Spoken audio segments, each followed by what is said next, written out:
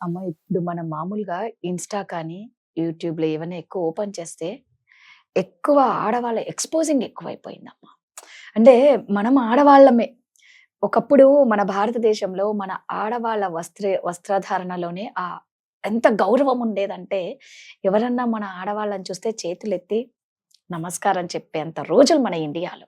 ఇప్పుడు వెతుక్కోవాల్సొస్తుంది అలాంటివి ఆడవాళ్ళని చూడాలంటే. పాశ్చాత్య దేశాలలో చీరలు కట్టుకొని వాళ్ళెంత ఆ! గౌరవప్రదంగా ఉన్నారు. ఉంటున్నారు. మన దాంట్లో ఓపెన్ చేస్తే ఫ్యాషన్ అయిపోయింది. ఎక్స్‌పోజింగ్ డబ్బుల కోసం ఎక్కడికి తెగిస్తారు. పిల్లల చేతికి మొబైల్ ఇయ్యాలంటే భయమేస్తుంది. పిల్లలకి ఏం కనిపిస్తాయో, ఎలాంటివి చూస్తారో అని. అంటే ఇన్నర్స్ చూపించడం కూడా ఫ్యాషన్ అయిపోయిందనమాట. ఎందుకు ఏమన్నంటే అంతా మా ఇష్టం. ఏది మీ ఇష్టం. కొన్నిటికి హద్దులుంటాయి. ఎందుకిలా అయిపోతుంది? ఎందుకు మన దేశంలో ఇలాంటివి ఎక్కువైపోతున్నాయి? నిజమే. అసలు ఫేస్‌బుక్ ఓపెన్ చేస్తే హ్మ్. ఈ అసలు ఎక్కడికెళ్తున్నాము అసలు ఇలా ఆడవాళ్ళా అనిపిస్తుందసలు. ఎందుకంటే ఆడతనానికి సిగ్గుచేటు అనిపిస్తుంది. అమ్మాయి అందము వంపు సొంపులు ఇచ్చింది భగవంతుడు. అది అందంగా కనిపిస్తే అందాన్ని పూజించేటట్లుండాలి. ఆడదాన్ని ఎంత అందాన్ని ఎంత పువ్వుతో పోల్చారు. నిజం. ఎంత ఇదిగా చెప్తారు. ఆ కవులు చెప్తా ఉంటారు కదా! కానీ ఇప్పుడు ఆ మృదుత్వం పోయింది ఆడదానిలో. ఆ మగరాయుడిలాగా అసలు ప్యాంట్ వేసుకుంటే ఇక్కడ, ఇక్కడ, ఇక్కడ, ఇక్కడ అంతా మొత్తం కిటికీలు. పైనుంచి కనపడతానే ఉంటదది అసలు. హ్మ్. అంత అవసరమా? ఎందుకు అట్లా అసలు? నువ్వు చీర కట్టుకొని ఎందుకు ఒక ఒక ఇది పెడితే మనము ఒక ఒక 15, 16 సంవత్సరాల అమ్మాయి హ్మ్. చక్కగా లంగా ఓణి వేసుకొని అవును.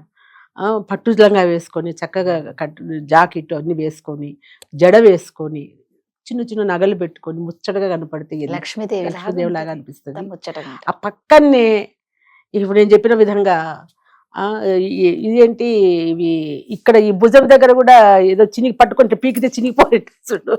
అవును. ఈడ ఓపెనే ఇక ఈ నుంచి మొత్తం బొరకెళ్ళి మగోళ్ళు అదే ఆడవాళ్ళు కూడా అదే. ఇదంతా కనిపిస్తా ఉంటే ఏమందమో నాకు అర్థం కాదు. కొన్ని భాగాలు దాచుకుంటేనే అందంగా ఉంటాయి. రైట్. నిజం కదా. అవునమ్మా. కానీ ఇప్పుడు ఇక్కడ ఏమైపోయిందంటే ఎంత చూపించడం వల్ల అంత అసహ్యం కూడా పెరిగిపోయి ఆడదంటే గౌరవం పోతుంది. కరెక్ట్.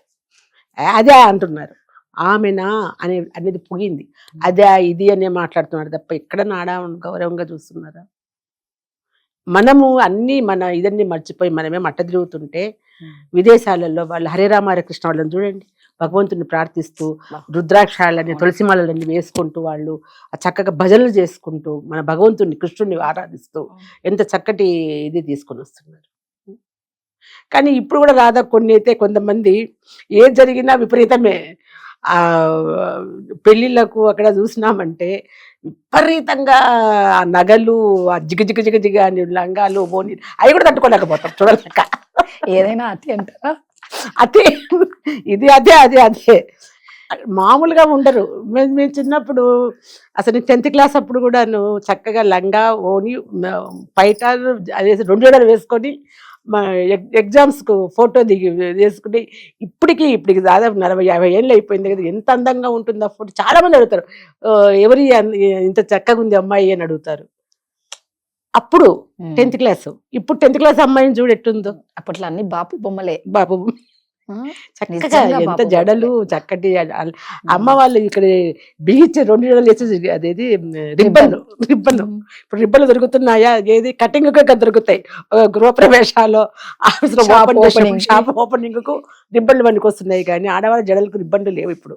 సో రిబ్బన్లు ఆ విధంగా వాడుకుంటాడు. ప్రతిదీ అట్లాగే అయిపోయింది. అతివృష్టి అనావృష్టి. చచ్చిపోతాం నేను చూడలేక. నగలు ఇంత ఎద్దులకేస్తారు చూడు, ఇట్లా పెద్ద వేస్తారు అప్పుడు అవన్నీ. అట్లా అంటారు నగలు. అవి నేను ఎప్పుడు చూడలేను నా వయసులో. అలా 7 వారాల నగలు అన్నీ కూడా ముద్దుగా ఉంటాయి, చక్కగా ఉంటాయి, వేసుకుంటే ఎంత అందంగా కనిపిస్తాయి. అట్లనే ఇప్పుడు ఏందో ఇట్లా వేసుకొని అది ఏంటి చెన్నై షాపింగ్ మాల్, నువ్వు ఏమమ్మా ఇవన్నీ నేనైతే ఎప్పుడు పోలేదు కానీ చెప్తున్నా, వాడు అడ్వర్టైజ్మెంట్ చూస్తాను నేను. ఆ నగలు మళ్ళీ 2ోసారి వేసుకోరు, ఆ పెళ్ళిళ్ళకే అంతే. మళ్ళీ అవి ఏమైపోతాయో తెలియదు అది. సో అట్లాంటి ఇది ఉన్నప్పుడు ఆడవాళ్ళంటే గౌరవం ఎట్లొస్తుంది చెప్పు. అమ్మకే లేదు. ఎందుకు నేను రామకృష్ణ మఠంకి వెళ్ళేదాన్ని ఎక్కువ, ఇంత ఇప్పుడు లేదు, చాలా సంవత్సరాల కిందట. మోటివేషన్ స్పీకర్ నేను అక్కడ కూడా. వెళ్తే పేరెంట్స్ క్లాస్ తీసుకునే దాన్ని, స్టూడెంట్స్ కూడా, ఇంజనీరింగ్ స్టూడెంట్స్ ప్రతి వాళ్ళు వచ్చేవాడు అనమాట.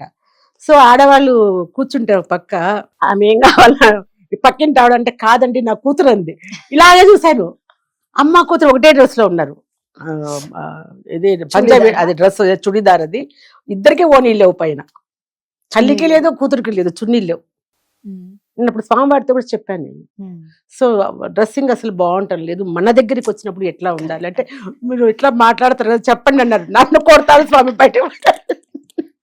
ఎందుకంటే ఎక్కడో సెంట్రల్లో అనుకుంటా ఒక మినిస్టర్ గారు డ్రెస్సుల గురించి ఇట్లా ఉన్నాయని అనేటప్పటికి ధర్నా చేశారంట ఆయన మీద. నాకు అట్లే జరుగుతుంది, అట్లా కాదు, అది మీరు డ్రెస్ కోడ్ పెట్టండి ఒకటి. Correct, dress code dress code పెట్టండి, అప్పుడు బాగుంటది. ఇది ఇట్లనే రావాలి, కంపల్సరీగా ఓనీ వేసుకోవాలి, ఇది చెప్తే వాళ్ళు అది ఫాలో అవుతారు అని చెప్పిన అప్పుడు డ్రెస్ కోడ్. నిజమమ్మా, ఇప్పుడు గుళ్ళకి వెళ్ళినప్పుడన్నా మనం ఎక్కడికి వెళ్తున్నాం దానికి తగ్గ డ్రెస్సింగ్ అన్నా ఉండాలి కదమ్మా. మనం వెళ్ళేది ఒక ట్రెడిషనల్, కంపల్సరీ. దానికే కాదు, నేనైతే ఒప్పుకోను, దేనికైనా ఉండాలి, నువ్వు వేసుకో.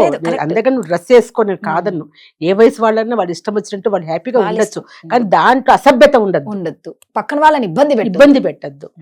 చక్కగా తయారైపో. చూస్తాను, చూడాలి మళ్ళీ ఇంకొకసారి చూస్తాను, ఇట్లా చూడద్దు, కసిగా చూడద్దు, గౌరవంతో చూడాలి. నమస్కారం గౌరవం నీ చేతుల్లోనే ఉంది రాధా. ఎవరో ఏం చేయడంలా, ఎవరో అన్నారు మనల్ని ఇట్లా అన్నారు అని అంటే అది నీ చేతుల్లో ఉంది నిలుపుకోవడము.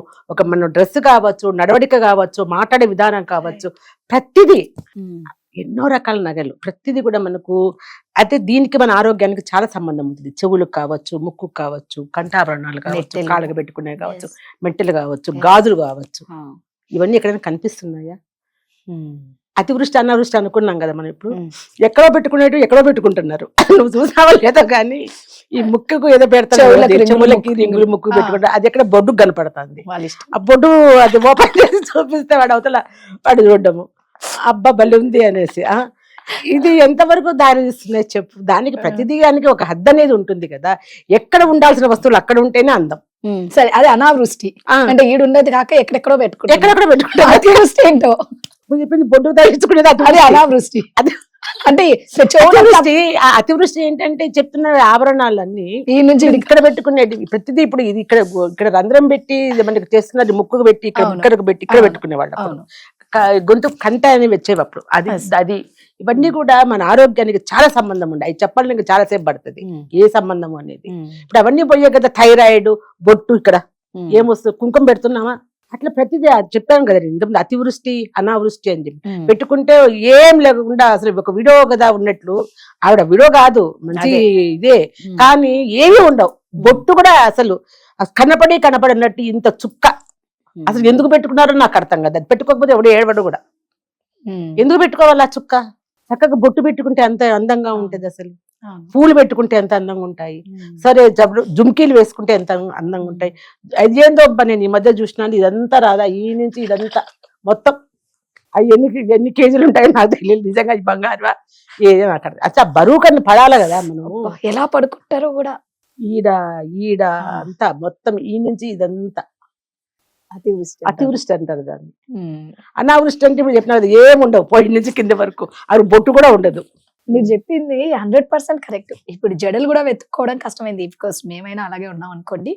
కాకపోతే మీరు అన్నట్టు ఒకప్పుడు బాపు బొమ్మలే అందరూ. అప్పట్లో ఫొటోస్ చూసినా ఎంత ఆనందంగా ఉంటుందో.